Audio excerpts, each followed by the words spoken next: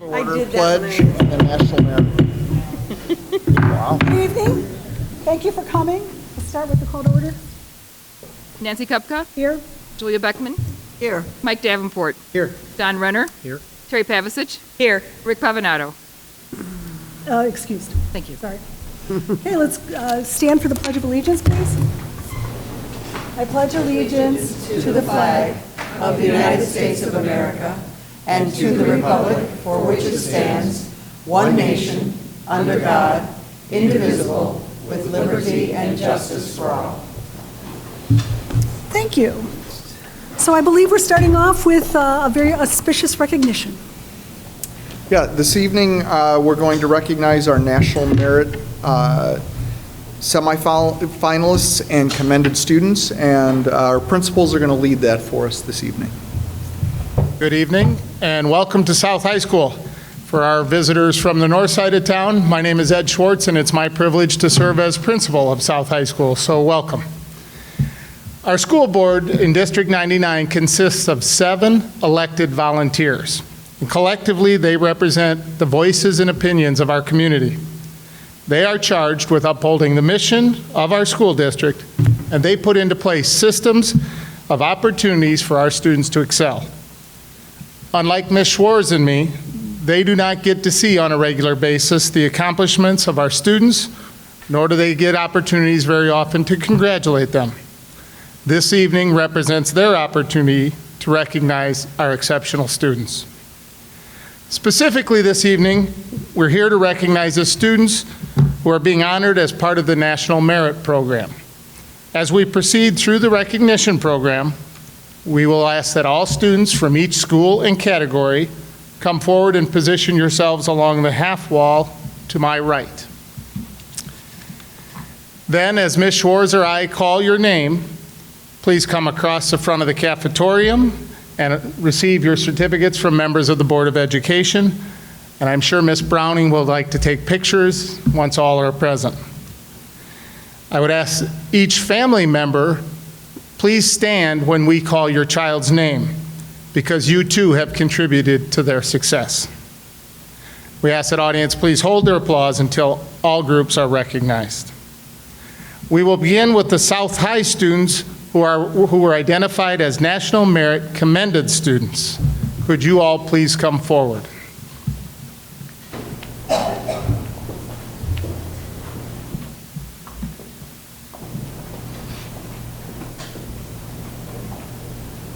The National Merit Competition begins in the fall of the junior year when students take the preliminary SAT exam, which is the qualifying exam for the National Merit Recognition.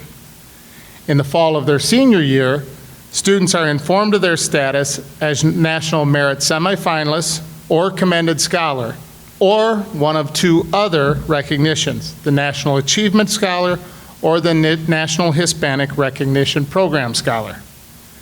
Commended students are those students who scored in the top 5% of all students who took the PSAT in the fall of their junior year.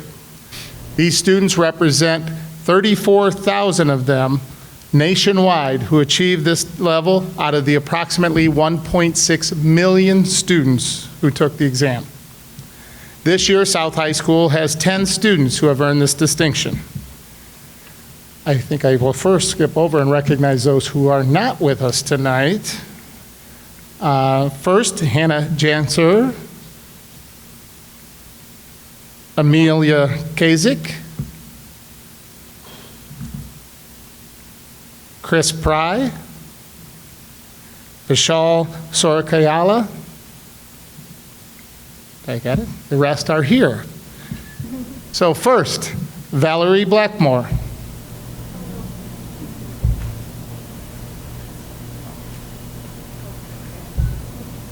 Karina Kling.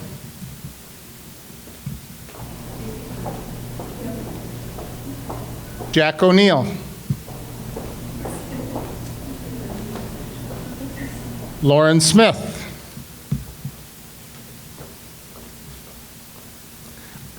Eileen Tyrrell.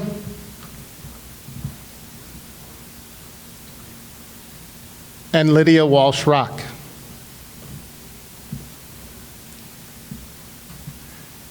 Congratulations to the South High students earning National Merit Commended status.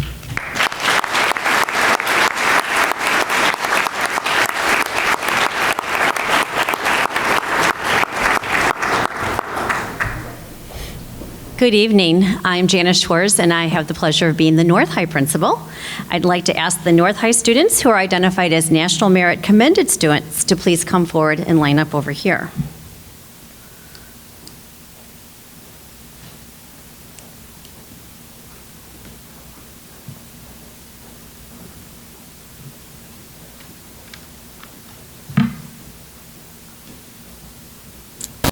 Okay, so we have David Atwater.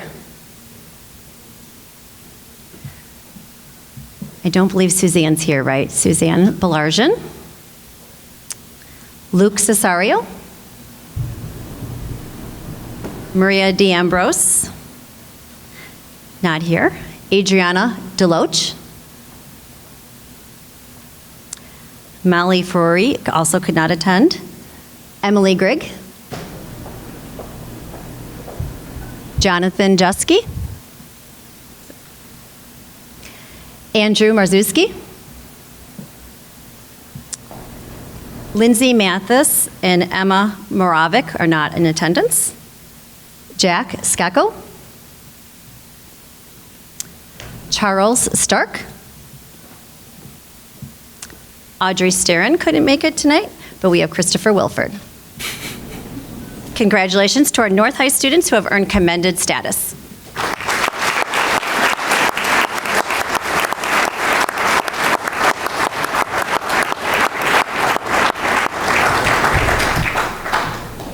Will the North High students who are identified as National Merit semifinalists please come forward? National Merit semifinalists are those students who scored in the top half of 1% of all of the students who took the PSAT last fall. They are among only 16,000 students out of the 1.6 million students who took the test to achieve at this level. Semifinalists are eligible to move forward in the competition for National Merit scholarships. National Merit finalists are selected from the semifinalists and will be announced sometime in early 2017. As you can see, we have 3 North High National Merit semifinalists. They are Alexander Book,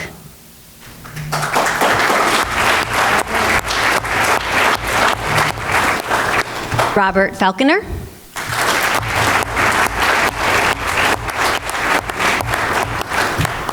and Emma Wilson.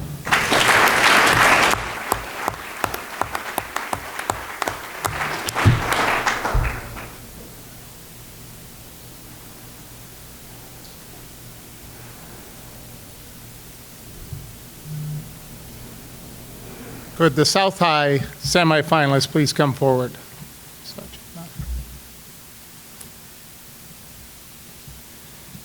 First, not able to join us tonight, Vanessa Copeland. And our other semifinalist, Chandana Suranhali.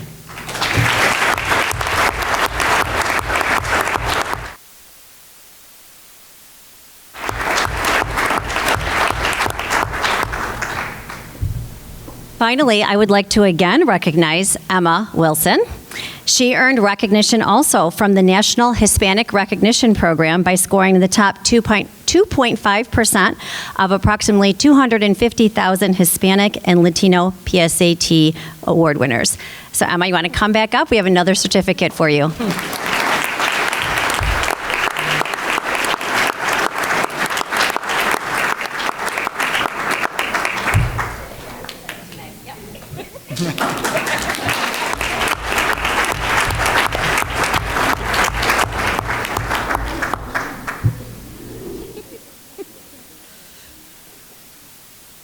I think I speak for Ms. Schwartz when I say it's always humbling when the kids are smarter than the principal. But please join us in giving one more round of applause for all of these incredibly gifted students.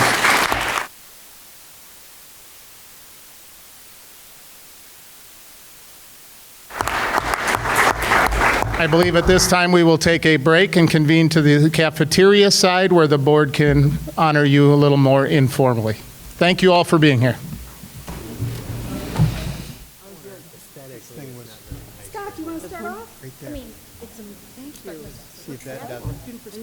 Oh, I'm we have sorry, student student perspectives. perspectives.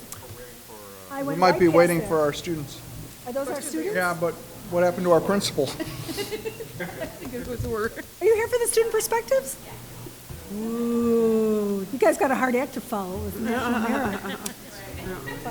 But that's okay. No pressure. You turn this one. Okay, there we go. A second, jeez. Okay, yeah. Okay. It's Monday. It thinks that. Mm-hmm, it's a day out.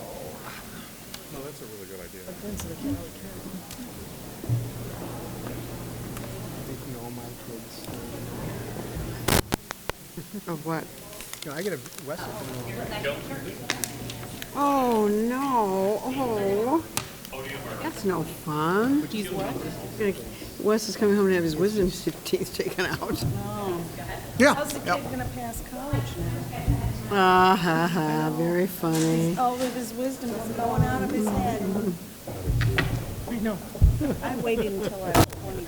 Go ahead. Okay, sorry to keep you waiting, but I was talking to students. That's my favorite thing to do. So, so I have the great pleasure of introducing three of our AVID students. So when asked about who we wanted to present from North High this time, I have been working with the AVID students since its inception, and I have watched these three young ladies grow from 9th graders to 12th graders, and change a lot in the process and getting better all of the time, right? And so we wanted them to share how AVID has impacted them, how it has influenced their decisions about college, what to study, and all of that. Later on in the year, we'll hear more about AVID as we finished our 4 years, but we're just going to hear from three of our students. We did have one other student who was planning on coming, but she got sick today. So Amaris is going to start us off and do her part, plus the student that was sick's part as well. So Amaris, we'll have you go first. Okay, hello. So my name is Amaris Morales. I have been an AVID since it started at North, so I've been there all 4 years. So before I talk about how AVID has helped us, I'm going to start by talking about how we actually help the 9th graders. So since we were the guinea pigs of AVID, a lot of times the freshmen look up to us and sort of think of us as their role model because we were in their shoes before. A lot of them are thinking oh, well, I don't know how this is going to help us. I don't know what to expect. Maybe I should take a different class next year, or I want to take a more fun class. But a lot of times the seniors encourage them and tell them how everything is going to eventually help them. We tutor them in our tutorology twice a week. We have a tutorology session where if they have any questions, they ask the teachers. And normally it would be a teacher as the tutor, but since we have tutoring days too. 1 day a week we help them, and the other day we're doing our own tutorology session. So that's just sort of an overview of how we're helping the freshmen too. So now I'm going to talk about how AVID has helped me prepare for college, or all of us actually. But so to begin, let's see, obviously college is scary, especially in my case. I was the first to go to college in my family. All my family went to the military, so I knew nothing about college. And AVID has been a program that has helped me in so many ways. We do college visits as sophomores when the other students don't even think about college yet. We had a lot of different days where we would just prepare for here's a day where we're doing our resume. Here's a day where we're going to work on our personal statements. By our junior year, we had our personal statements done. We just needed to tweak a few things here and there. So when all the other students, all of our other peers are thinking, oh my God, I have 10 college essays to do, ours are pretty much done. And we just have a few things here and there to fix up. So other than that, I mean, we are a lot of people are freaking out about college, but we're good, And other than that, honestly, the AVID program, I don't know where I would be without it. Not only did it encourage me to take harder classes that I didn't think I would be able to take, but it also helped me succeed when it comes to college because, again, like I said, I knew nothing about it. So that's my piece. Great. What a good story. Sorry. Hi, my name's Angelique Garrow. I've been an AVID since 9th grade. And today I'm going to talk about how the guest speakers in AVID help influence us and motivate us to be our best. So growing up, I think it's really important to have role models in your family and teachers and stuff, but it's kind of hard to find a role model that's following the things you want to do in life. That's like following your passions. Because not everyone knows a doctor or a lawyer. But Avid, when they bring in like the guest speakers, it kind of gives us a reality of like the dreams we want to pursue. We've had multiple lawyers that own their own law firm, and we've had doctors. We've had like every profession you can think of come in and like speak to us about their jobs and what they love about them. And it gives us just motivation to, it gives us a pathway to look down that's like, okay, this person did it, so I can do it too. So that's one way Avid really benefits the students. Hi, my name's Khadija Kurdi, and I've also been Avid since my freshman year. And today I'd like to talk about how college visits have helped benefit us and prepare us for college, and how Ms. Mandarino, who is the lady in charge of our College Career Center, has helped us prepare. So we started college visits in sophomore year, and before, I know I would never had the chance to actually go visit college because my brother and sister were also in school at that time, so the schedule was hard for my family. So our first visit, I believe, was NIU, and that was actually one of the schools I applied to, and one of our tour guides was actually like a student from the school. So rather than get an administrator's point of view, we got it from a student's point of view, and that kind of helped us figure out whether this was a school we wanted to go to or not, because they were very honest with us. They explained their workload, about how the campus was. So without college visits that are given to us from Avid, I don't really believe I'd ever have a chance to get that kind of experience. And we have a place in our school called the College Career Center. And in that place, we have Miss Mandarino, who is a guidance counselor for us. She's been with us since freshman year. And she actually helped us figure out about how to apply for colleges, and she helped us with Naviance, which worked with our letters of recommendation. And I believe without any of her help, I don't think I would be as prepared for college as I am now, because I'm the third child going, but even my brother and my sister are still trying to figure out how to transfer credits from school to school. And because of their help, I'm able to better understand that and do that myself if I ever need to. Do any of you guys have any questions for us? No, I'll start. Where are you all going to go to school?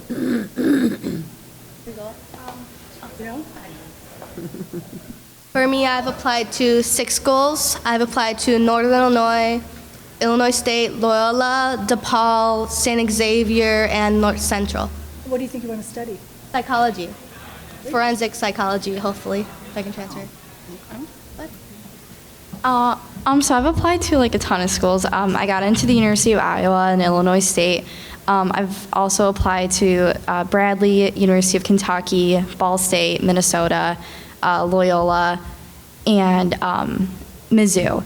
And I'm hoping to go into nursing. Okay, so I applied to 8 schools. I applied to University of Wisconsin in Madison, Bradley, Augustana, Huntington, Colorado State, Arizona State, U of I, and Illinois State. Got accepted to all of them. I'm actually an early graduate, so I kind of had to like get my applications done over the summer. So I got accepted to all of them, so now I'm just sort of deciding where I'm going to go for the spring. What do you want to study? I'm studying veterinary medicine and business. Looks like Bradley's the place to go. Any other questions? Yeah, I have one more question, I'm sorry. What would you change about Avid?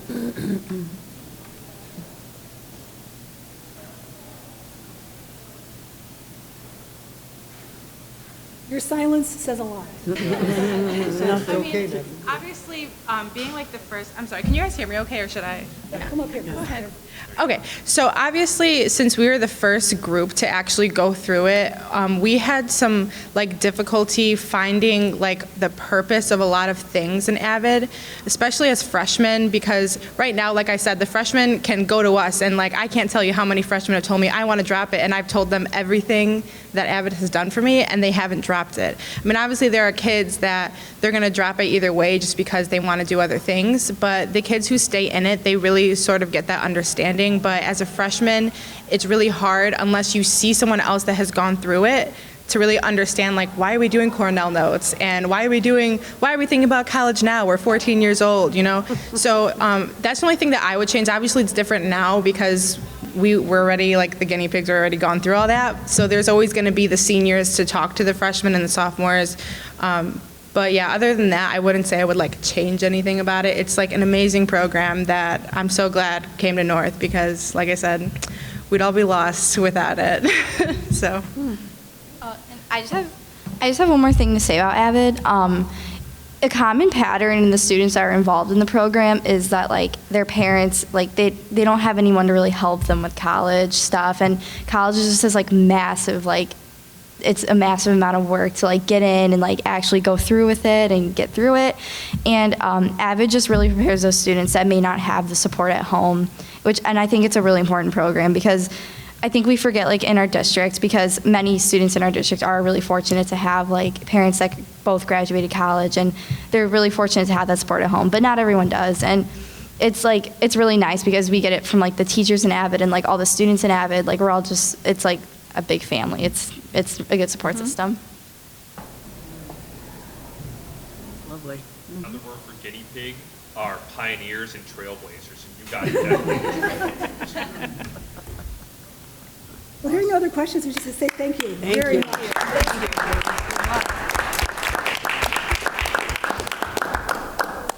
Very academic.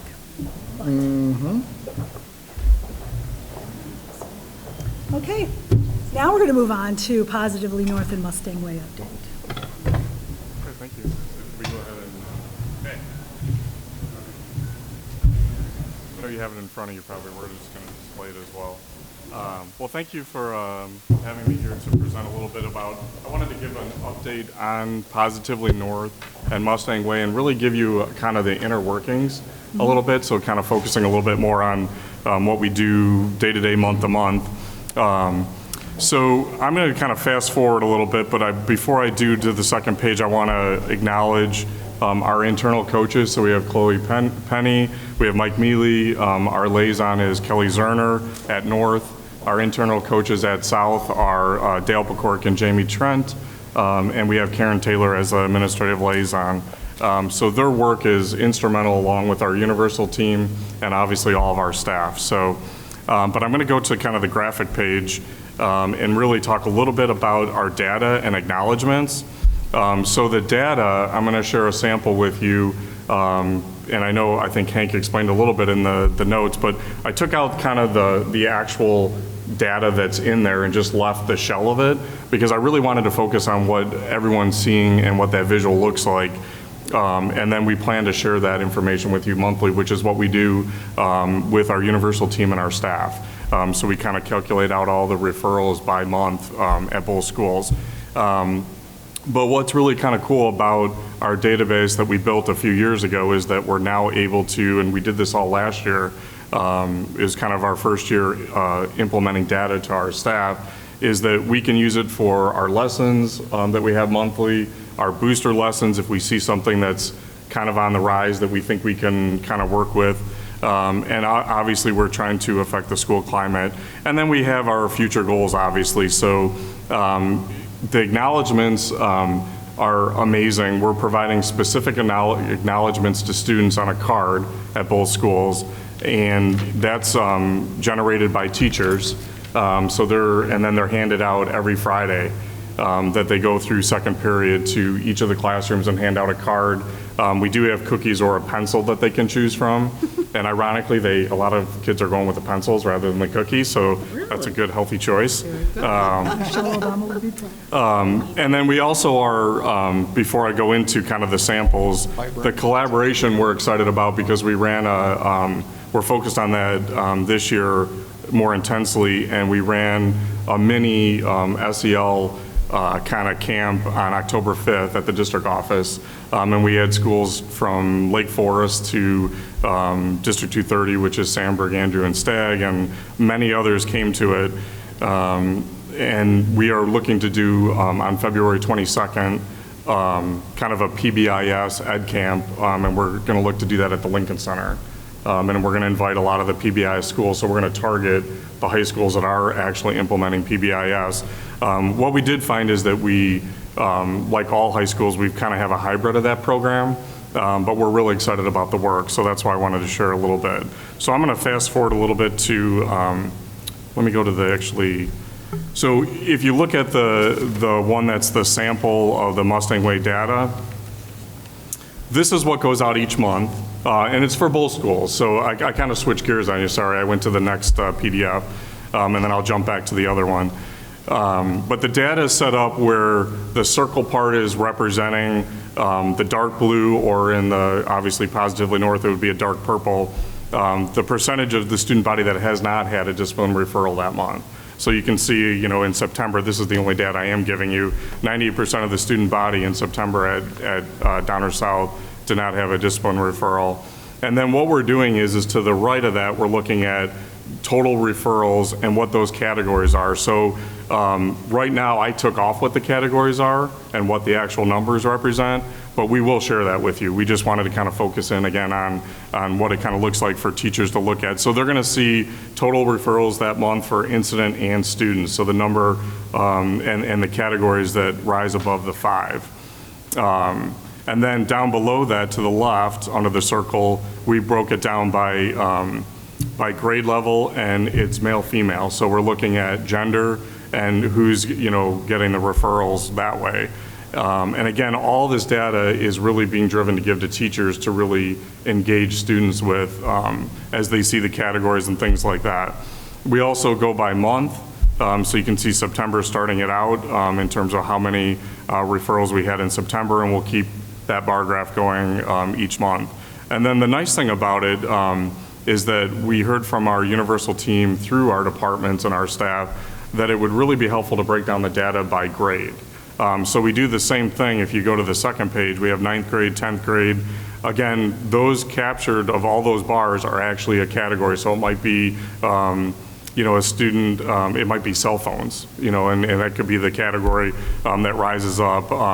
One of the nice things is we found last year that happened to be at North that it seemed like the freshmen were not having their IDs on them. So our deans actually engaged the students a little more heavily with intervention and purposeful conversations about that, and that significantly went down this year. So those are the kind of things that the data is helping us with. And that's just a small example, but now a 9th grade teacher can look at the data and say, well, I teach 9th grade English, maybe tardies is up there. I can work on addressing what the tardy policy is, just you know, briefly with their class and things like that.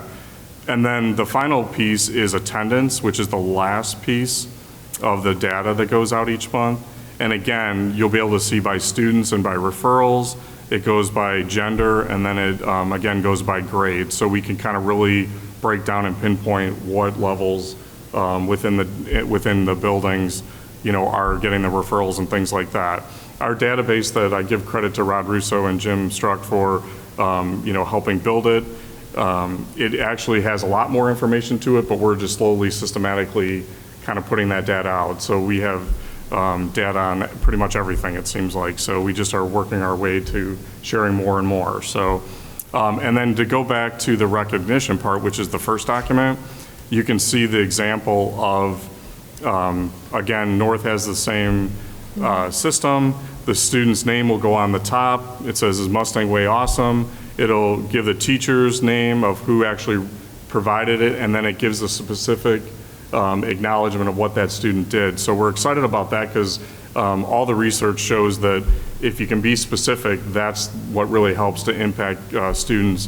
One of the exciting things we have new this year is that North kind of piloted it first for us, which is awesome, and then we're going to have South jump on board soon here. We just wanted to make sure it worked. But once a student's recognized each week, an email goes home to the parents, not with the language of what's in the actual acknowledgement card, but just saying, your son or daughter has been, you know, recognized, you know, by Mustang Way or by Positively North. So that will be something that we're excited about, that parents will have a talking point on, you know, with their student about it. So those were really the two things I really wanted to share with you, just so you got a sense of what we kind of do. The shell of that data is done, obviously all this is done at both schools, and we will be providing that to you so you can see kind of the true numbers and get a sense of, you know, what's happening and the good things that are going on in the schools. So we're excited. I like the parent notification. Yeah. I found one of these, my son got, I think last year, I found it in a pile on the island, and I said, well, what's this? you know? Oh, you know, I'm like, well, I'd like to know. That's Yeah. great, you know, it's good to know. So, yeah, so, good idea. Do we do any work with our partner schools about setting expectations for students coming in and what the program is? Yeah, I mean, there's a lot of articulation that actually goes on between CSSS and our partner schools.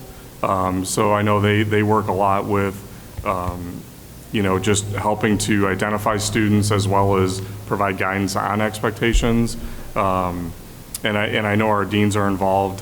That's something that we always, I do actually an articulation every quarter with the special ed administrators. And a lot of times they blend over into discipline and other things. So we talk a lot about, I've shared with them kind of our shell of our data and what we do. But yeah, we can always keep improving on that though, you know, to make sure that they understand what our expectations are. I mean, our deans do a wonderful job at the beginning of the year with all the classes kind of talking about it. And that's where we actually use the data from last year to kind of, that I gave you one example, but they actually implemented a lot of different things to help reduce some of those referrals. So, and we are with, you know, SB 100 looking at a lot of positive ways we can intervene with students. So it's not just the deans always intervening on a negative where the student actually violated one of our, you know, discipline codes. They're really working on the positive aspects of that. So we're excited. So. Anything else? Just had a question regarding the cards, the awesome cards Yeah. or whatever.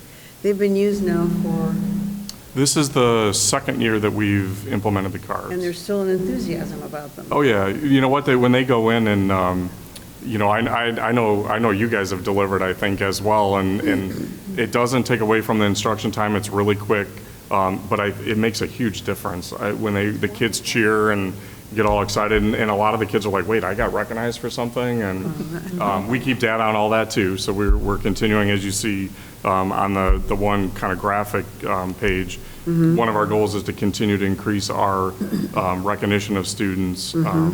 You know, from the teachers. And the nice thing is we also started a recognition for teachers. So that teachers can be recognized for doing nice things. So, so we're really trying to build, you know, even though I'm using PBIS and we have to cling to that a little bit, our really goal is our climate and our culture is Mustang Way and Positively North. So we're trying not to use PBIS. However, we have to every once in a while, so. Got it. Good stuff. Anything else? Thanks, Scott. Illinois ESSA accountability requirements? All right, one of the things, I just wanted to get this on your radar. It does shape some of the conversations we're going to have in the next two items, but also with the Triple I conference coming up, this is a topic that will probably permeate many conversations. So I thought, you know, at least here in an open meeting where we could discuss it before you head off to the conference, I would show you an example of one of the types of models that's out there around meeting the requirements in Illinois around the Every Student Succeeds Act, or ESSA. Illinois is actually leading in this way. No. I know. Get back up on your chair.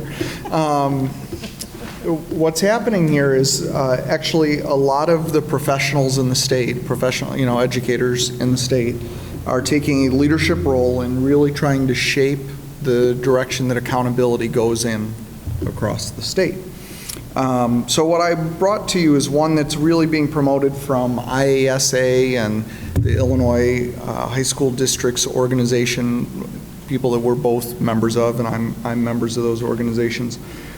This is not necessarily the model that will be adopted, but it's the type of models that are being presented. What I really want you to look at is in the middle of the document, where you see pathway A, B, C, or D.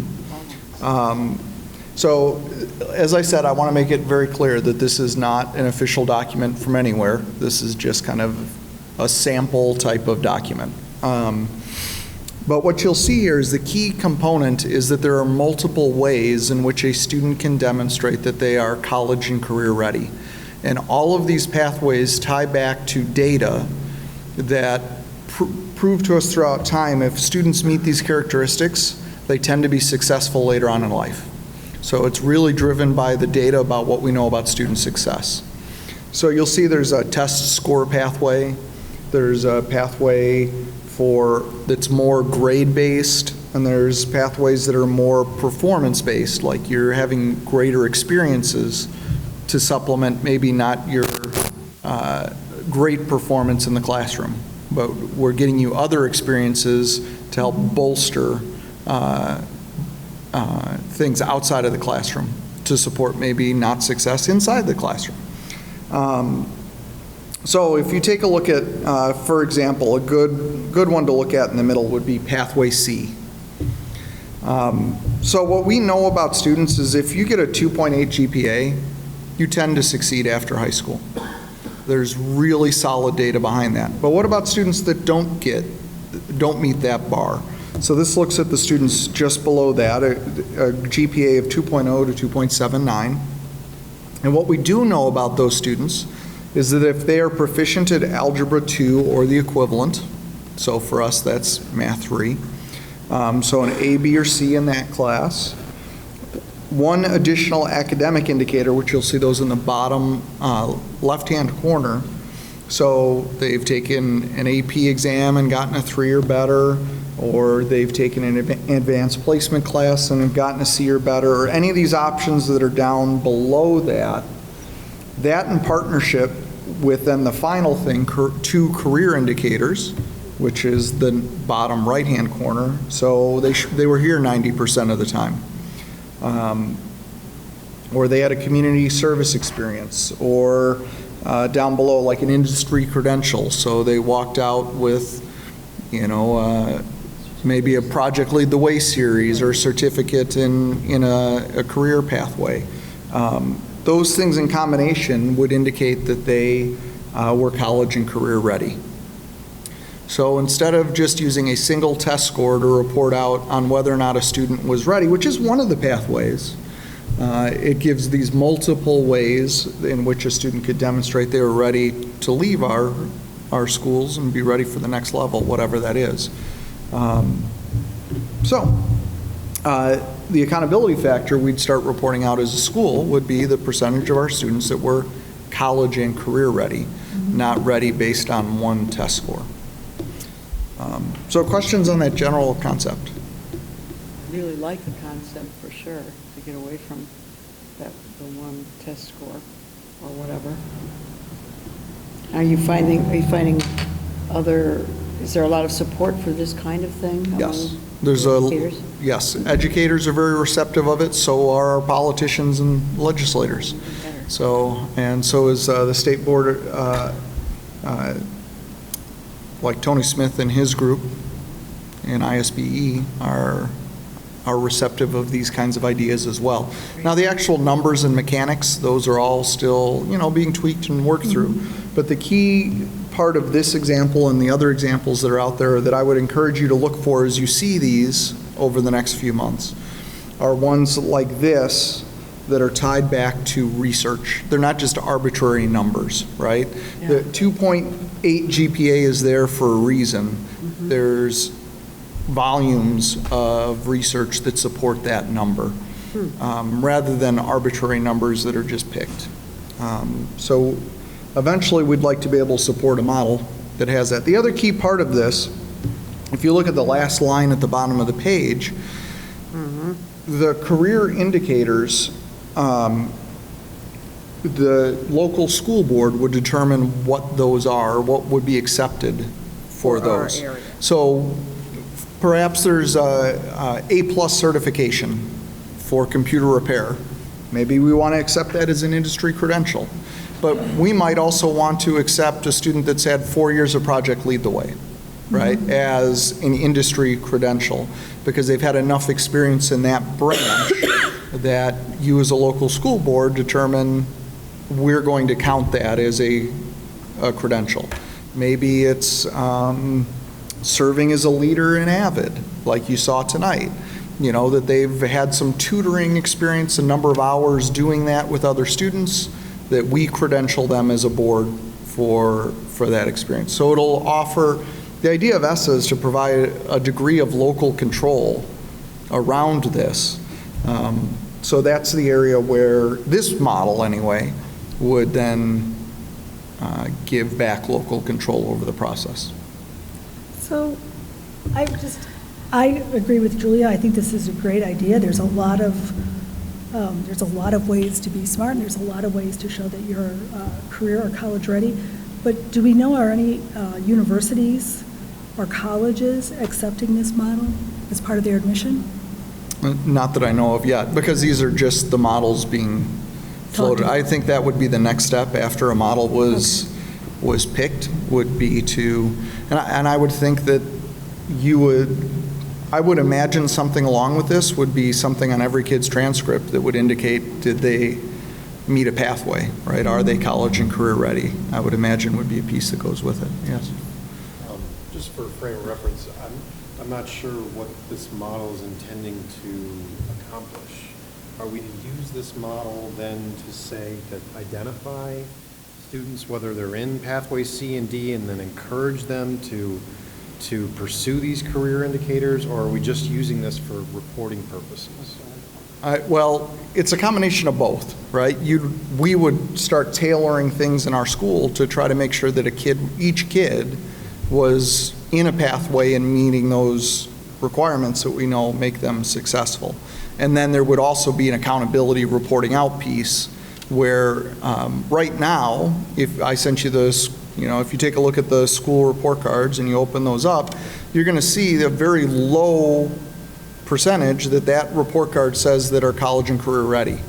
Where we know by looking at data about students that go on to 4-year universities and 2-year universities, our percentage of kids that actually demonstrate being successful once they leave our schools is much higher than what we're reporting out to the state. So the number that we use to report out right now, college and career readiness, is an arbitrary number determined by ACT on that score. Mm-hmm. Okay, 23 equals college and career ready. All the research shows that number means nothing to success at a university level. And in no way is it correlate back to success in career. What we do know is that these different pathways, because of research, designate that a student will be successful.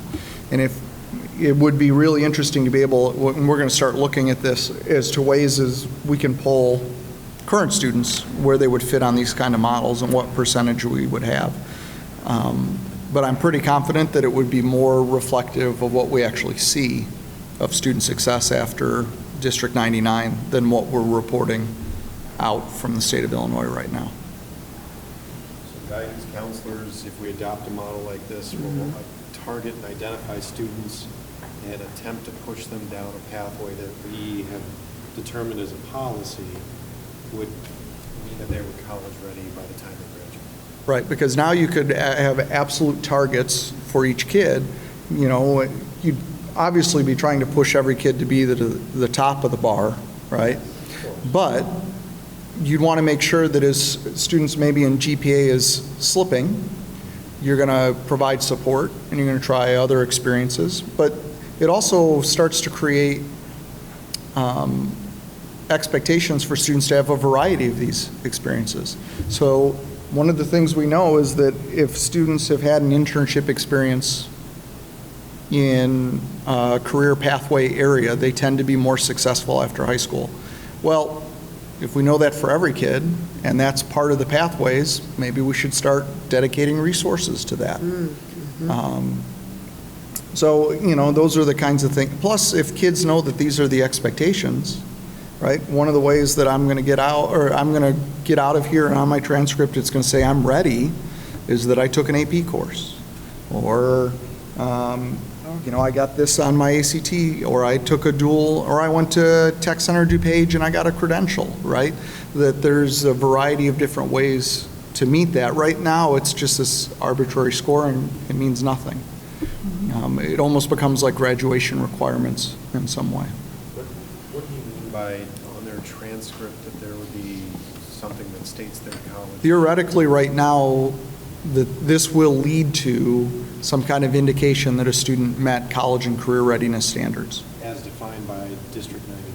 Partially defined by District 99. The state's got to approve the model, and then District 99 will theoretically, like I said, this is all Its version of it. in this version, but in other versions as well, Right. the local school board has some say over those requirements. Some models it's very little, and others it's very broad.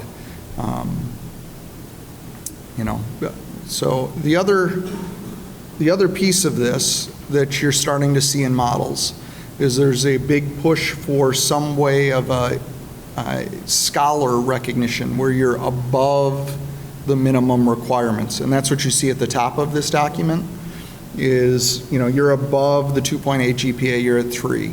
You also got the minimum test score. You also had 2 of the academic indicators. You also had 2 of the career and 2 of the academics. So you hit in all of the areas, then you'd be considered this scholarly recognition.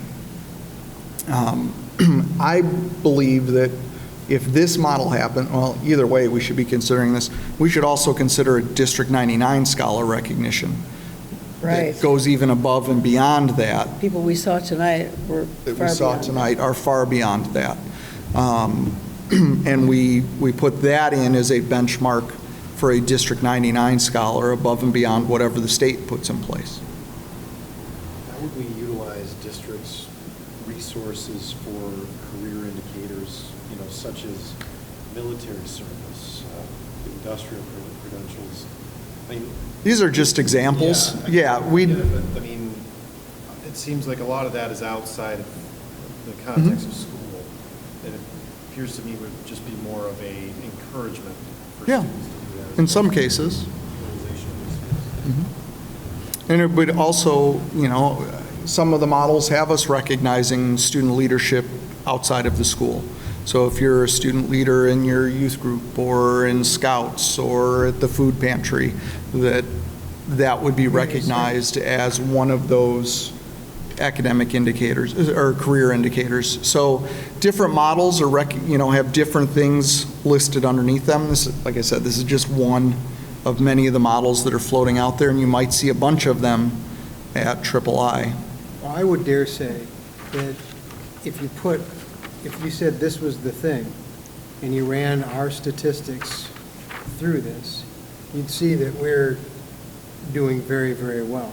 I would believe so, We yes. encourage our students to get involved, to do more than just take their classes, and it's something we've pushed for years here, because we know that that's, there's more to being successful in life than just showing up at class. But, I think we already saw on Mr. Rugeiser's presentation the high percentage of students that are in class in September, right? I thought I saw 98% there, something. So what we really need, and I think what this is all about, as I understand it, is the fact that, you look at the recent school report card and you see, oh gee, looks like only half of our kids are college and career ready.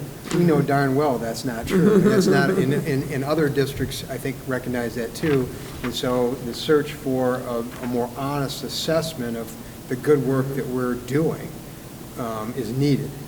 And that's, I think, what this is really all about, is a better way of measuring the good things that we're doing, and obviously, quantifying some of those things.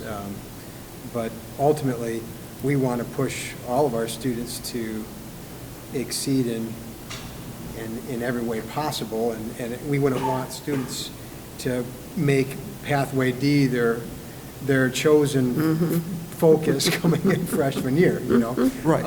And so, ultimately, though, we know, I think this is a good start at a better However, assessment. we do all know people that the traditional school classroom was Absolutely. not for them, right? They didn't have the best GPA, and they end up being very successful contributing members of our communities. And this gives recognition to that. That's right. And we need that. Yeah. I guess I'm looking at it and I'm going, just make sure that we don't overdo the quantitative part of it, because, you know, some people could say that they're a leader in their Boy Scouts, when in fact, maybe they haven't really done that much. Yeah. So we have to be careful about Once it comes to Signing. that spot, then, yeah, we'll have to have a lot of conversations around what that looks like. Yes, yes. And I would also like to see the arts included in the indicators, because there's a, you Yeah, know, where's that? That's good It's a, feedback. it's a big level of achievement. I agree. I guess what I struggle with is, if there's not consistency across schools, I Yeah. totally agree that there are many, many ways for people to succeed, and I totally agree that a high GPA is not the only way to be successful in life. But if there's not consistency among schools, then, you know, one could conceivably game the system so that they kind of appear what- better on paper than they Sure. actually are. So I'm a little confused as to, we do or we don't think that the state of Illinois is working towards one model that will be applied across There will schools. be, I'm assuming, my understanding is that there will be a single model for the state. Inside of that model, some portion of it will be designated by local school boards. Okay. Because that's what the heart of ESSA is supposed to give back, some local control over accountability.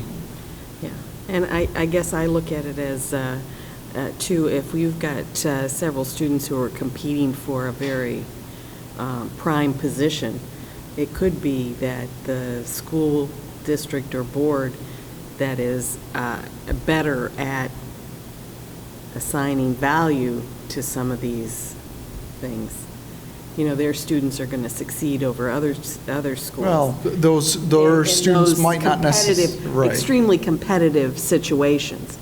And I don't so think I that this find that- designation of college and career ready is going to be enough to make you compete. I mean, this is, you've met the minimum level, right? We're talking about the scholarship, you know, the high-level stuff.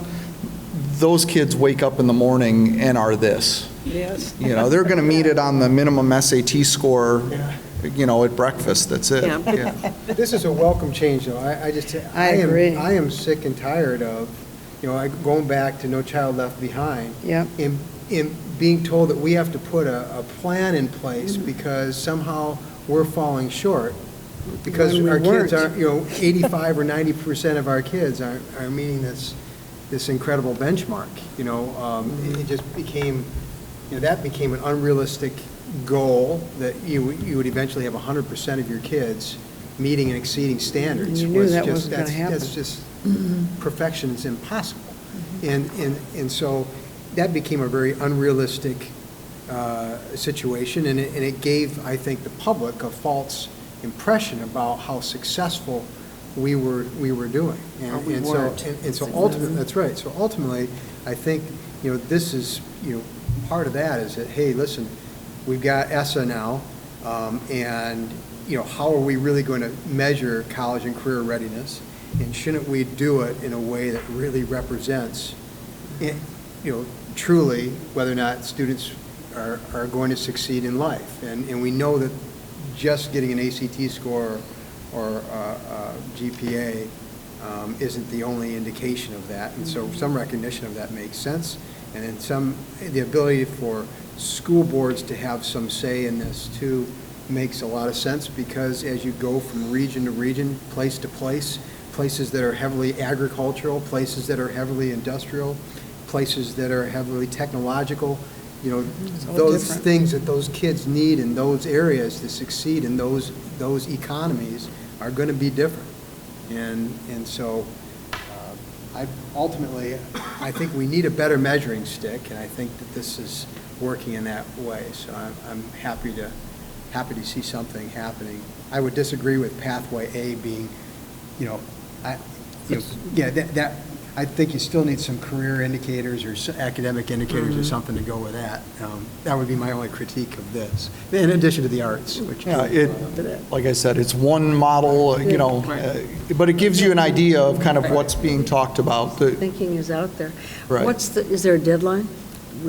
Well, there was the first round of listening tours around some models that were out there. Now they're preparing, in December, they'll start their second round of listening tours. But the reason I bring you this is I'm hearing that there will be a lot of discussion around this, as I said, at III. Yeah, for sure. So I want to make sure that you were well informed, so that if you ended up in a discussion or a room that was talking about this, you had at least seen a sample type of model and kind of components that were around there and the pieces of how it might work.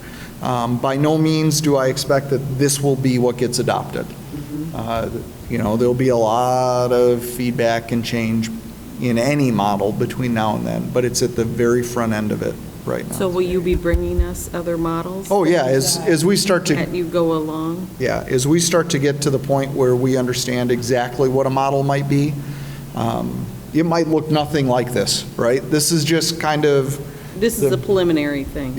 And this is the preliminary from a single group tossing out what a model might look like, right? All right. This is not at all from the Illinois State Board of Education. This is just for discussion purposes only, right? But I think that this one that's out there does a nice job of illustrating the different pieces that people are talking about. Research-based, multiple pathways, having some career things, having some classroom things, I think are all pieces that, a scholar designation, I think those are all aspects that are really in most of the models being discussed.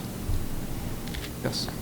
I would just ask if you would keep your eyes and nose to the ground as far as what colleges, how colleges would interpret this, going back to Nancy's question. Because we can come up with 1,000 different models, but if colleges aren't going to recognize that and give credence to this certificate that would be coming from our district, what does it really mean?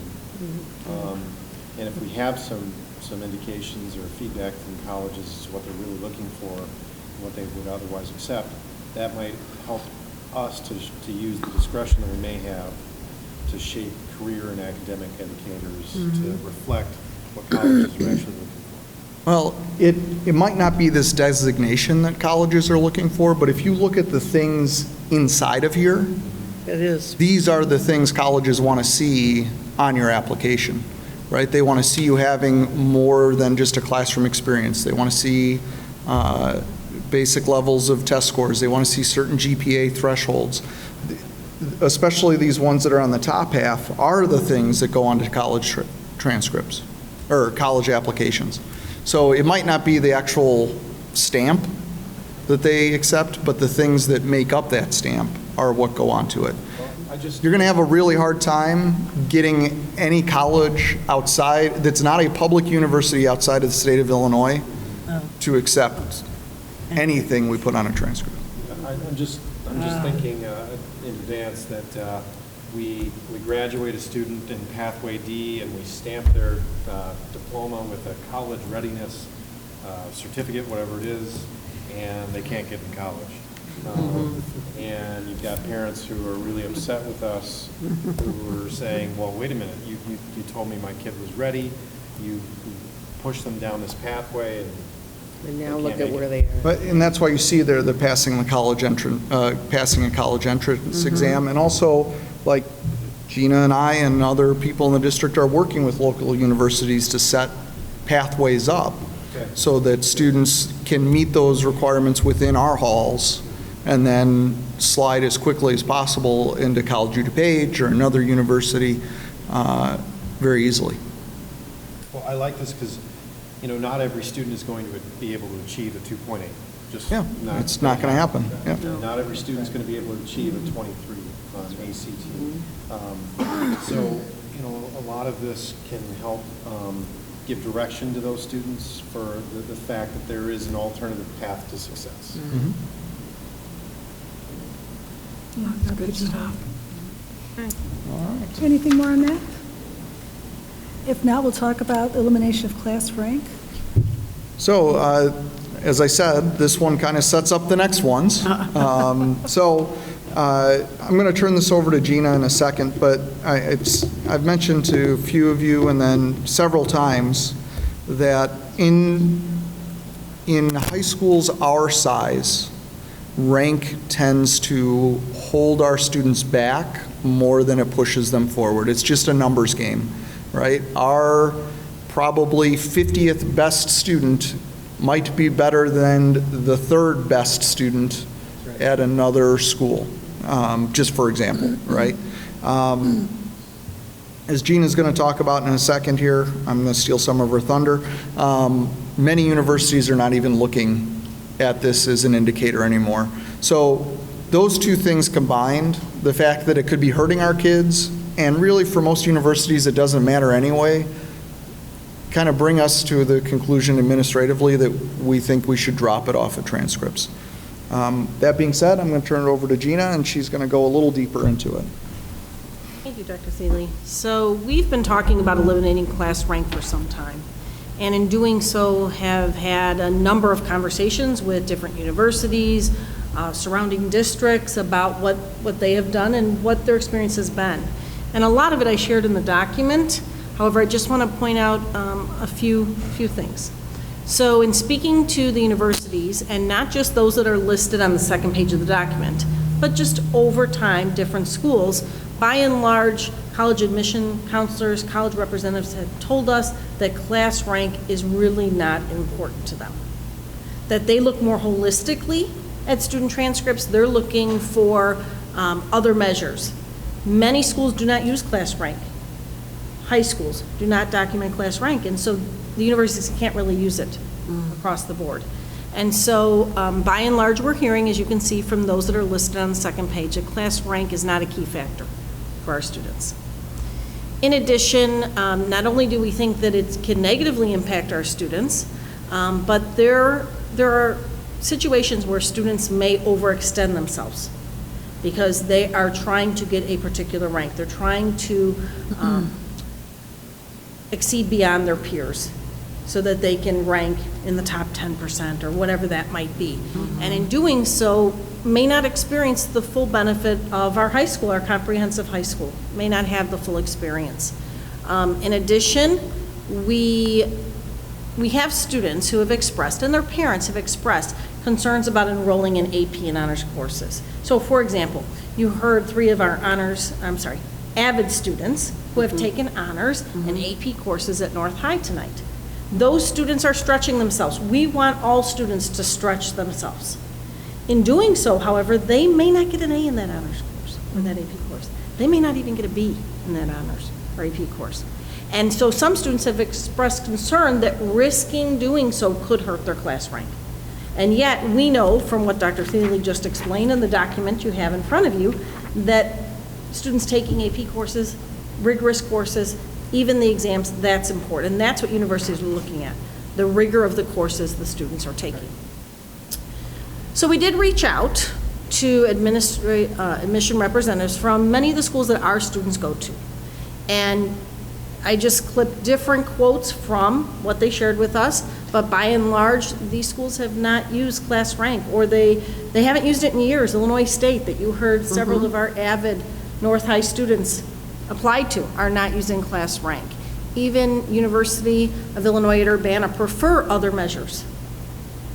They prefer to use grades and the rigor of courses rather than class rank.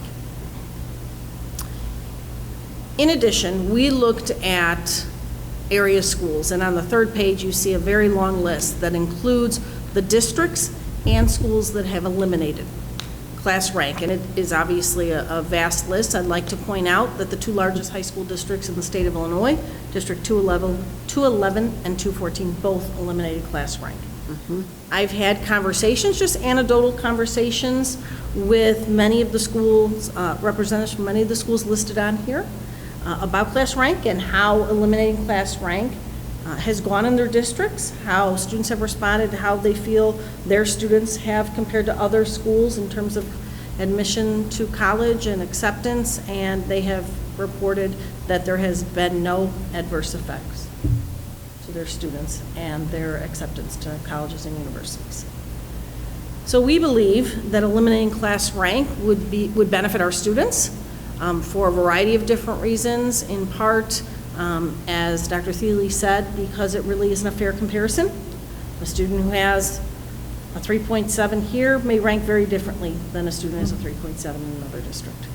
We also feel that eliminating it would be a healthier option for our students and would not put them at any disadvantage compared to other students. I'll just share a couple things right off the bat, because this was something that wasn't on my radar until my son, when he was his junior year, we started looking at these things. So for one thing, there were some colleges that we looked at that tied scholarships to a number of different measures, and one of them, in some cases, was if you're in the top 10% or the top 20% of your class. Okay, well, if you're not, you get bounced out of it, consideration right away, because you're not. Even though your GPA may be higher. Yeah, GPA higher, ACT score higher, but you're, okay, so there was that. So that actually, it wasn't at the school Wes ended up going to, but if it had been, that was something that would have negatively impacted him possibly financially. And secondly, if you think about, this happened, a student I know about that all the way through his high school career, he was in the top 2%. But then by the time you get to your senior year, the class size got smaller. Even though his grades were still just as good or better, He didn't make the top 2%. he's not in the top 2% anymore because the class size got smaller.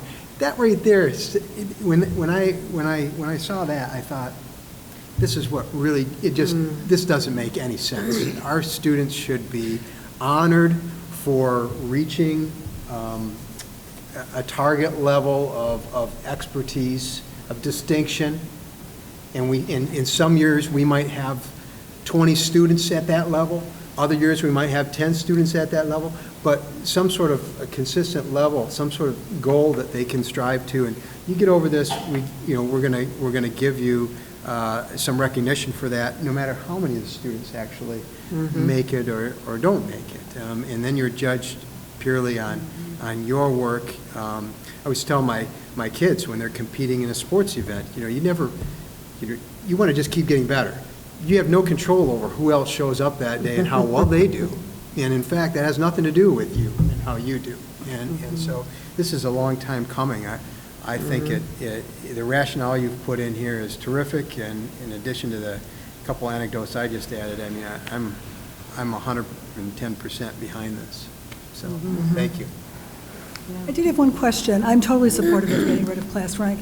If we had to calculate a class rank because a student would only qualify for a scholarship if they were in the top 10%, could we do it? Yes, we just won't list it on any reports. Reports. Okay, so it's But still internal. It's still internal within the system. You could do it. We still recognize students for being in a certain percentage. Yeah, so this is actually the majority of our conversation at our team meeting. The decision to eliminate class rank was pretty cut and dry among the team. More of our discussion has been spent around how will we appropriately recognize students. What we want to do is make sure we didn't cart before the horse it. So we want to make sure that generally the board was in support of us moving in this direction. And it seems like I've got a lot of head nods. So what our next task is to figure out what that high recognition of students would be, because you wouldn't do top 2% any longer, right? You wouldn't do something dependent on other students. You would pick a bar and say, this is the bar, and if you Like a cross that bar, 4.0 whatever it is. whatever- I don't know what whatever that number would be at this point. Like I said, we've got to do some digging and research to figure out what that would be. Well, it would be nice if half of our students could meet that bar. And so, and maybe it's like we talked about today, different degrees, right? Maybe there's a scholar and then a high scholar there's a lot of possibilities on the table, but we didn't want to start investing a ton of time into that to find that the board really liked it the way it was, and, Yes. What about the reverse? What about those students that have worked really hard and have achieved the top 2%, and are very proud to have that on their transcript and want to publicize that to colleges. Is there any concern that the administration has in not rewarding those students? We would still reward them but they'd fall into a different high category that would be a similar equivalency, but it wouldn't be limited to X number of students could reach that. It'd be anybody who reached that high bar would receive that comparable recognition that we've given in the past. I would be careful with that because those students deserve the recognition Agreed. for what they did. And But what we run into now is you run into students where, as Mike said, based on changes in enrollment, Yeah. or things that are totally outside of a student's control, they could have been in that top 2% and been performing at the same level they were at, and a kid transfers in with a better GPA. All of a sudden, they're outside of that. They're outside of that pool, and they've done everything that they can to stay in there. Where this would say, hey, just anybody who crosses this line, regardless of the class size or shifts in demographics, if you make it across that line, you're in that highest level of recognition. And that might be as simple as, I'm not saying we're going to do it this way, but it just might be as simple as, for the last 10 years, what is the GPA, average GPA of our top 2%? Well, I or- think what you're asking is if a student really worked hard and is in the top 5, let's say, of their class, and they would like to have that put on their resume. Oh, we will definitely. Would that be a yes. problem? No, we'll list that just as we always have and recognize students just as we always have for being in that elite group of students. I can see how there could be some negative impacts to it, but, there's nothing wrong with students wanting to achieve and having some positive peer pressure to push themselves and obtain a rank that they're So here's the difference between the two. What we have right now is a system where if you and I are in that top elite group, it's in my best interest not to help you succeed. Because it's a competition to be who can be in that top 2%. If all of us... life, Hank. I mean, that's life. That's how things work. No, the way that life should be in our classroom should be, we should be helping every one of our peers collaborate and succeed. Because that's how our businesses work, that's how our governments work. When they actually collaborate, we succeed better. That's how our offices work. I guess we need to tell them that tomorrow. And there's plenty of realms for absolute competition, because that's what we have athletic fields for, that's what we have other experiences for.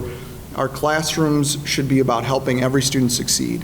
And if that's the case, then we're better when our kids are teaming up together to conquer the material and to achieve at their highest level and to bring everybody up rather than keep other kids down.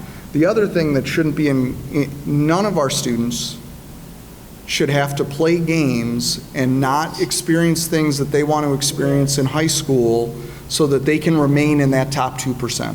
Exactly. Right? It should be that here's the threshold, and I can meet that threshold, and I can still go take that art class, or I can still go take that culinary class, or right, and I don't have to worry about playing games about auditing courses or, They could still play those games based on GPA. I mean, yes, class rank doesn't eliminate that.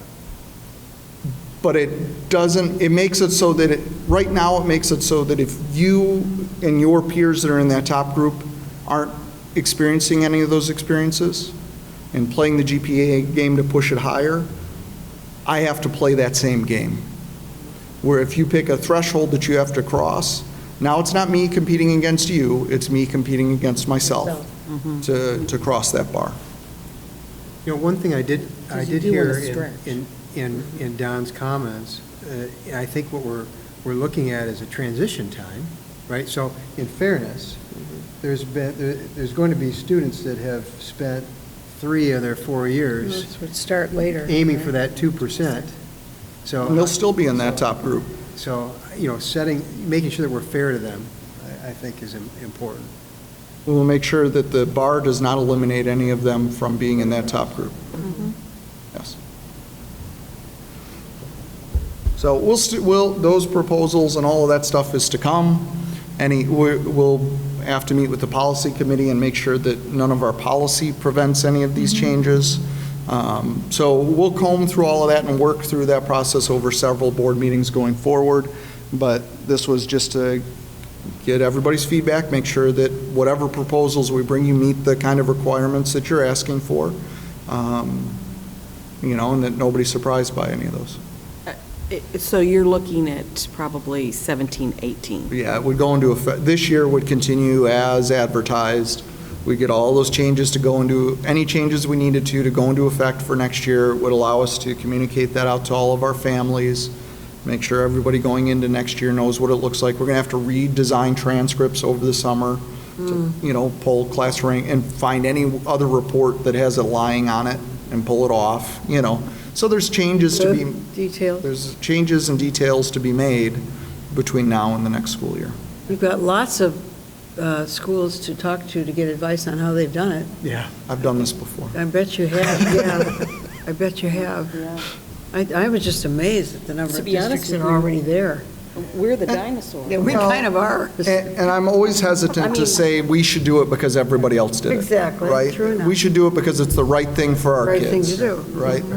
But there's a preponderance of evidence here that, to support your cause. So. Correct. Yeah. Well, I'm just curious, you come from a district that had already integrated this. What were the designations for high achievement? How did you refer to it, and what were the cutoffs? It was, I forget the actual. No, they were actual Maine scholars, I believe is what they were called in the last district I was in. So. And that went on their transcript? Yeah. And they were recognized with a different stole at graduation. And they received a certificate suitable for framing and probably a cookie as well. Right. Those Good. cookies go. That's Well, right. just to be clear, I'm not against this. I know. I just don't want to, I like the carrot being Yeah. out there. And high I agree. achievement- High achievement should be Rewarded. rewarded and encouraged. I would just like to make that a fixed bar. Right. That students know when they come in Everybody can go across. what that bar is that they have to go against. And that they could actually help each other achieve that bar. Outside there. And it's not so bad for them to take, art, music, and things like that, that don't necessarily add. And to make unhealthy choices in the process of hitting that. The reality is, right now, the bar changes every year. The bar changes every grading every period. semester. Every grading period, yeah. Yeah. And some kids are working up to their potentials, and they're never going to get up to that bar. That's right, that's right. So, No. All righty. All right. weighting of D grades in honors and AP. Duty stuff, my gosh. All right, so I'm going to turn this one over to Gina in a second. Get my words in, as you'll find that I like to. As you heard today, as Gina alluded to a little bit ago, like students in the AVID program or elsewhere, we're encouraging them to stretch themselves in what we call diagonal movement. You know, they're kind of going along this path, and we want them to move diagonally to a higher path. One of the spots where our practices get in the way of that, we believe, is in the weighting of the D score in honors courses and advanced placement courses, where you could stretch yourself and end up, maybe you're typically a B or C student. We encourage you, or maybe a B student, right? We encourage you to stretch, and for that first semester, maybe you stumble and you get a D. We're not going to give you the weighted credit currently. Yeah. Right? Although you might have worked way harder than you ever worked before. Now, and Gina's going to go into more detail about scenarios of how this could happen, but what we're kind of proposing is, hey, if you stretch and you get in there and you pass, we're going to weight your grade. Okay? So turn this over to Gina from here. Thank you. So as Dr. Thiele said, currently students who are in an AP or honors course have a weighted grade if they earn an A through C. So they get 1 additional grade point. So I provided a chart to kind of show you what the current unweighted grade point looks like, grade points in an honors or AP, and then what we're proposing. And you'll notice that there is a 2-point difference between the C grade in our honors and AP courses and the D grade, which is calculated obviously in GPA. We, as Dr. Thiele said, want to stretch our students. We want to encourage students to take honors and AP classes. And AVID's a perfect example, but this is happening across the board. We have more students, as you've heard in the reports that I've given every year. Every year, the number of students in AP and honors courses in District 99 increases. And not just in the number of enrollments in AP and honors courses, but unique enrollments. In other words, individual students who take 1, for example, or more AP or honors courses. And without that additional point, we have heard and we fear that more students do not want to challenge themselves. They are fearful that if they take the honors level or an AP course and they get a D, that their grade's going to be lower than it would be if they took the regular level. So the theory being, of course, I can take the regular level and get a B or a C, but if I take that honors level or that higher level and I get a D, that's where the problem lies. We believe that the rigor in terms of those honors and AP courses far exceeds the quote-unquote regular level of the course, that there are expectations that are far beyond that regular level of the course in terms of work that they're putting in, and of course the level, as I already mentioned. Sometimes the difference, and on the second page I try to illustrate this with just a very simplistic chart. So you may have a student, and in this case student A and student B, their difference is 0.2%, and yet student A is getting 3 weighted grade points and student B is only getting 1, which definitely impacts the GPA for the students. We've looked at data for the last 3 years to look at the number of D grades. So we've looked at our data from the last 3 years, and we know that about 3.38% of grades of honors in honors and AP classes are grades of D, are D grades. Sorry, what percent? What percent? A little over 3%. 3.38%. So during 15-16, we were down to 3.01%, which was lower, obviously, than the previous 2 years. So the vast majority of grades in AP and honors courses fall within the A to C range. However, we do have some students that do receive D grades in honors and AP courses. I looked at and sent out surveys to area schools. We received data from 41 schools. We show the majority do weigh D grades. 23 of the 41 weigh grades of A through D, 15, like us, A through C grades. And then there were a few that actually only weight A and B grades. The 2 largest high school districts in the state, again, District 211 and 214 respectively, do provide weight to D grades. So in summary, we would like to begin weighting D grades, semester grades of D, so that it would equal 2 points versus the 1 point currently is allocated. And that, we believe, could lead some students, more students, to enroll in honors and AP courses. Well, I wasn't even aware that we weren't. And when I saw You're not this, the I only thought, one. wow, this almost seems like, Why? this is like not fair, really. Yeah. I mean, the deal is that by taking on the challenge, Right. that there's a better. reward You get a there reward. for the effort, and so to see that there isn't, I wonder, do you have any data on, that 3% that got Ds? How did they do the next semester? In another course? I mean, because we looked at both semesters. Yeah, so if you could Right. track from so if First to you were second. tracking from first to second, if you could have any feel for that. For the year-longs. It is Do they go up? in some of the courses, however, that's not impossible, but that I just want to say that that's not always a true assumption, that it is a course that progresses. For example, physics is a course where the first semester content is very different than the second semester. So you might be successful one semester Not so much. and then not the other, just based on your math background or your interests or those. So although some of them are full, the traditional arching courses, I'd be cautious in With those. that 3%, are we counseling those students to retake the class? We typically do not encourage students to retake honors and AP level courses if they receive a D. That's not to say that we wouldn't allow it or we wouldn't consider it if a student brought that up, but typically we're not. Are a lot of students who may be getting a D go into their counselor and say, you know what, this is just way too much?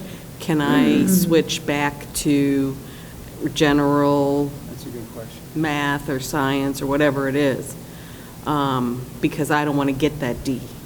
We do see some of that, and some of those same students, and I can tell you from experience, we do not let them drop right away.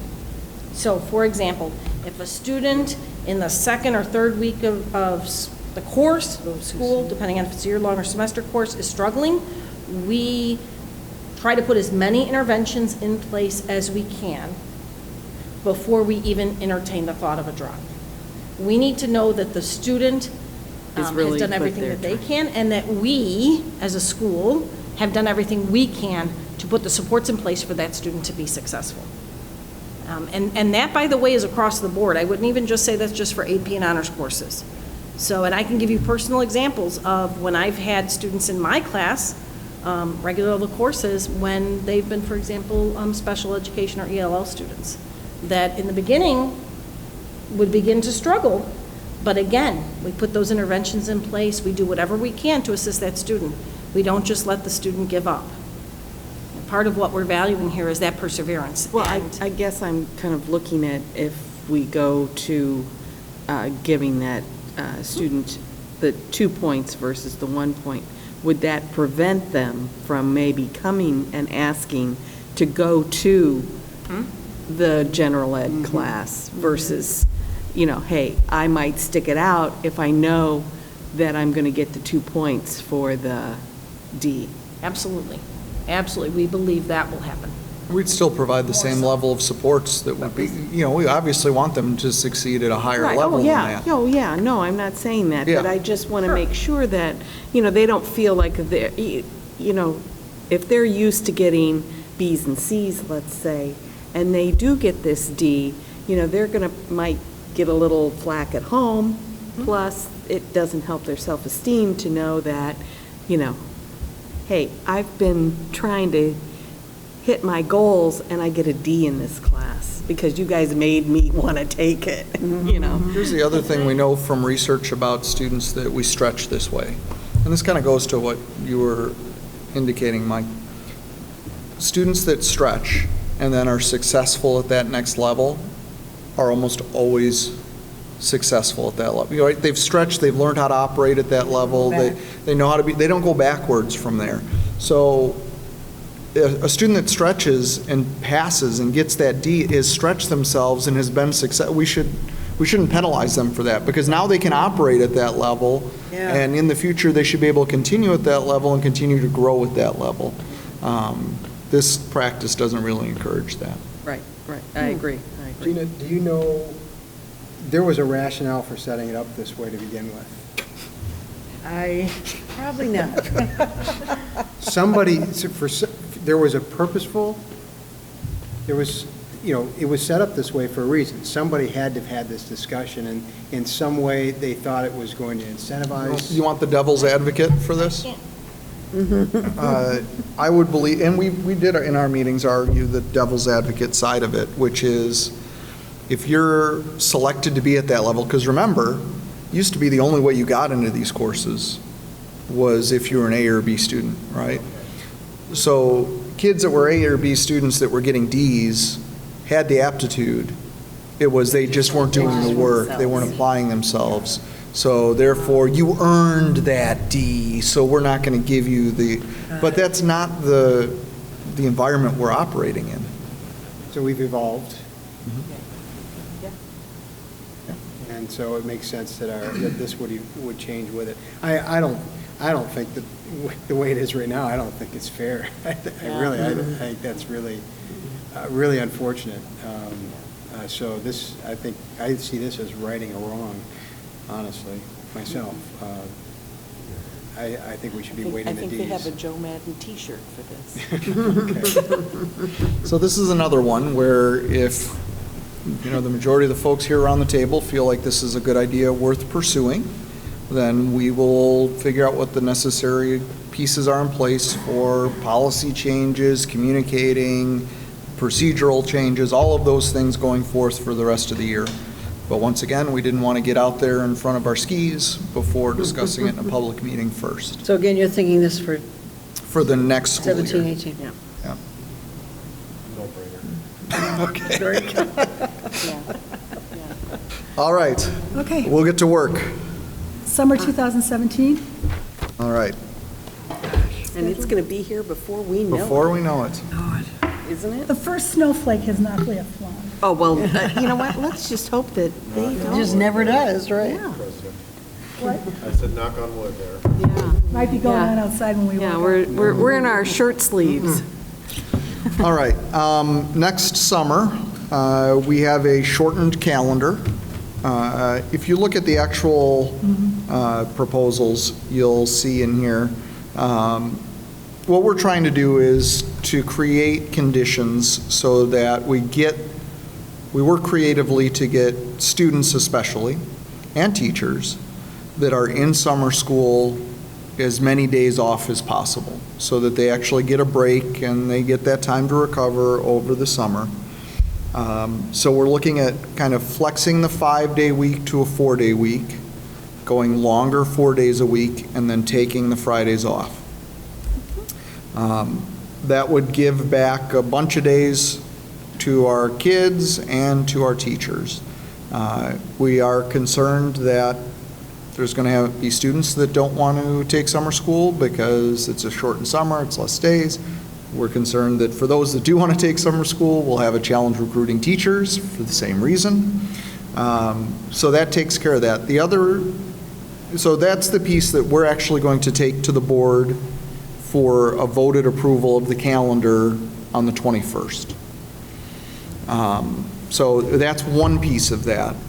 Along with that, if the board chooses to make that change in our summer school calendar, we are planning on then administratively changing work hours for 52-week staff, so that's 52-week support staff, exempt staff, and administrators, to mirror that same schedule so that we could close buildings down for everybody except for CMG staff and technology staff on Fridays, so that, because they're losing days of preparation as well for between the end of one school year and the beginning of the next, to kind of create some open free days where they're not responding to people's needs, they're not opening doors and locking doors, they can get in here and they can get to work and not worry about anybody in their way, right? And then the final challenge this summer is for at least 2 weeks south, this building will be completely shut down because of some transformer damage that happened a few years ago that ComEd is finally getting around to straightening out. Yes? During a tornado? I don't remember what it was related to. Or did we get hit by lightning? Yeah, it was a weather incident, but I can't remember which one it was. And it's just now, oh my goodness. But Must be the new sign. Yeah. Taking up too much power. so there's some major challenges with that, 2 of them. One, obviously, it's electricity that's powering the entire building, so it's got to go dark. The second issue is the old transformers are in the courtyard. Oh, good place for them. Yeah. So the location of those transformers causes challenges in how long it actually takes to get this job done. So we're going to have at least 2 weeks where south is going to be completely dark and we're going to have to relocate employees. If we could make that 8 days instead of 10 days, Would be helpful. right? It's just, less disruption in the whole process. So there's a lot of things stacking up here in the positive favor. We still have some questions to answer for our support staff team in this. Is it bargainable? Do you have to go to the? We still have a lot of discussion around that, whether or not, where we sit, and I'm hesitant to even talk about where Understood. that sits, because we haven't met with their team face-to-face as a whole group yet. We've had, side conversation, but we haven't yet been able to get everybody in the same room and we would hope to before today, but schedules just didn't work out. So we're trying to find a time to get their team and our team in the room and talk through the concerns. Pete's done a great job of kind of handling them as they come in and responding to their questions, but we really want to get in the room all together, hash it out, make sure everybody's good. But we can do one without the other, right? So that's why I'm breaking it into the two pieces. We can make the decision, the board on the 21st can make the decision for our teachers and our students that, no, let me reverse that, for our students and for our teachers, that this is the direction we want to go for the summer. And then we can work through the 52-week employees from there. And this is for the summer of 2017 only? That's the only proposal we're bringing at this time. Now, if it goes really well and people really like it and kids like it, I imagine that they're, I want to put it out that that people are going to say, hey, we really like the 4-day week. Now, it's possible it goes the other way, that people say, I didn't like it. The other thing that will happen next year is we'll have more weeks of summer. So we might even, next week, be able to do 4-day weeks with a shorter, like more days of 4-day weeks. So it isn't 8 to 2 p.m. Maybe it goes, the next summer the summer of 2018 is a whole different animal. And right now, we're really just focused on 2017. Can you remind me of what a typical summer school day looks like for a student? Meaning right now it's 8 a.m. to 1 p.m. Yes. Is that all one class? For the most part, yes.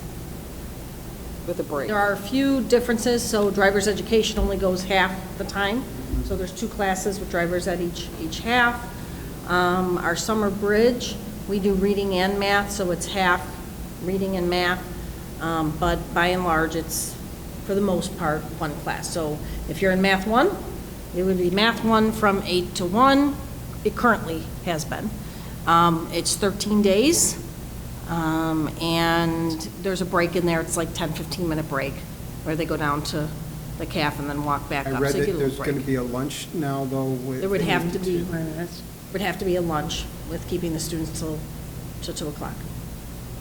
So really, it's only another half hour, really. Yeah, how much instructional time are you, is it? Well, we'll extend the lunch to 20 minutes, which is doable, should be doable for the number of students. Of course, they'll have to walk, obviously back and forth a little bit passing period of time. But we already have about a 15-minute break in there, so it's only extending it about another 10 minutes or so. So it's not huge in terms of that time.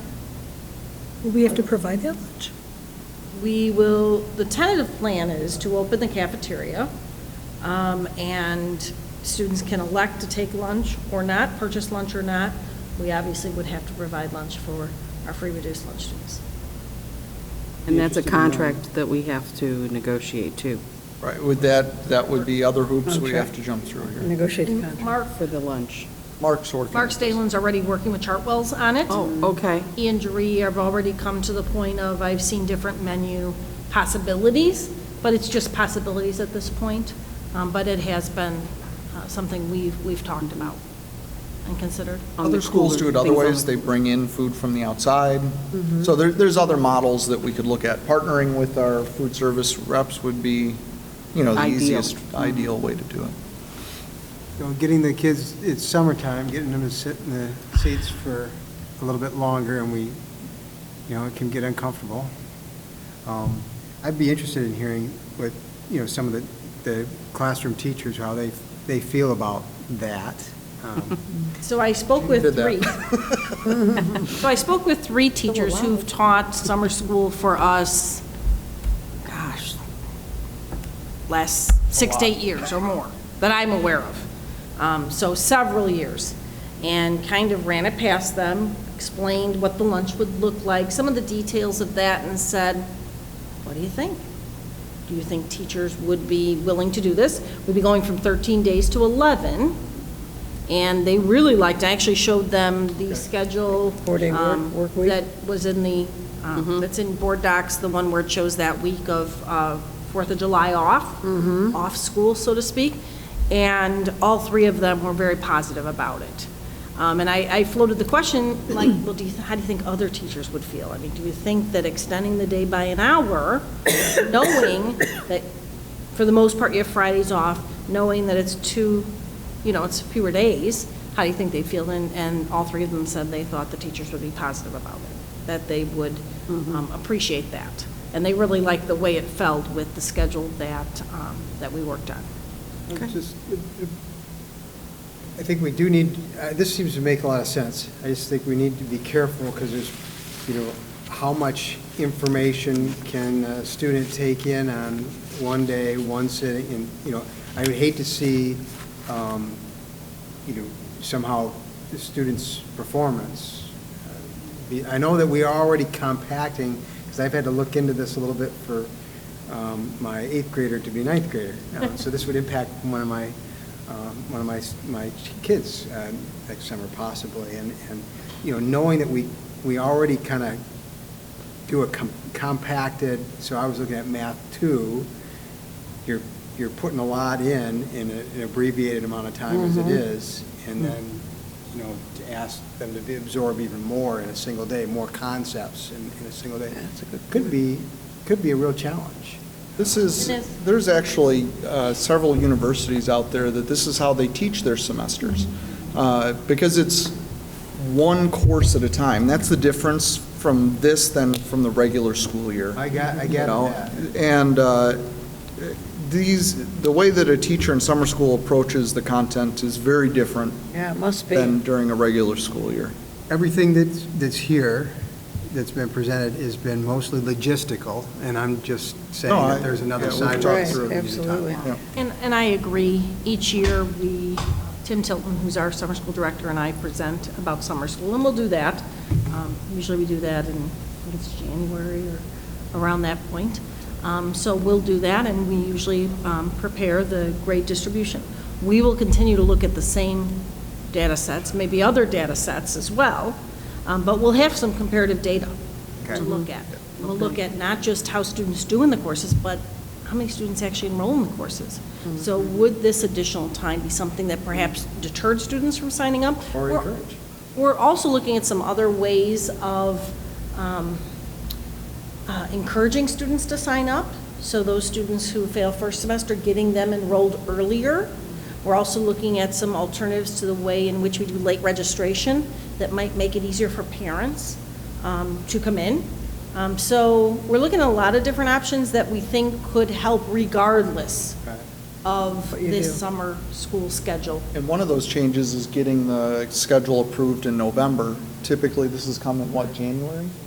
Yeah. So if we can get this, that's why we're getting in front of you earlier than in the past, because if we can get it approved here in November, we can get it posted, teachers can start to see what the schedule would be like, families can see what it's like, so that gets it out there earlier for people to start making decisions. People can plan vacations around it, in this structure, as Gina brought up, allows a nice long break in the middle of the 2 terms. There's a lot of advantages to getting that out earlier, which, regardless of this change, I think should become our practice going forward, that in, November we get the summer school calendar approved, and that just opens up opportunities for kids.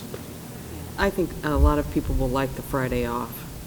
3-day Students too, weekends. probably. If they've got any family things to go to and do. I agree. Did you consider, instead of Fridays off, going Monday through Friday, and then maybe having a week off in between the 2 semesters? As a family who wants to travel, a 3-day weekend isn't really going to be sufficient, whereas a week off would be. There is. Scott, could you? I didn't, so, walk through this. Yeah. Yeah. So Scott, could you, thank you. Thanks. So the way we have this laid out, June 29th would be the last day for the first semester.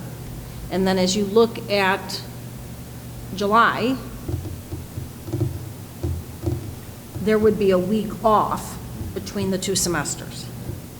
So the idea there, in pairing it with the 4th of July holiday, we thought for families would give additional time with those 2 weekends That's the whole as week. well.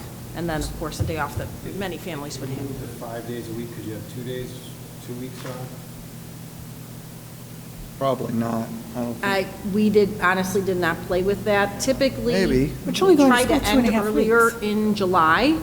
So in recent years, we've ended typically somewhere, if you looked at this one, around 21st.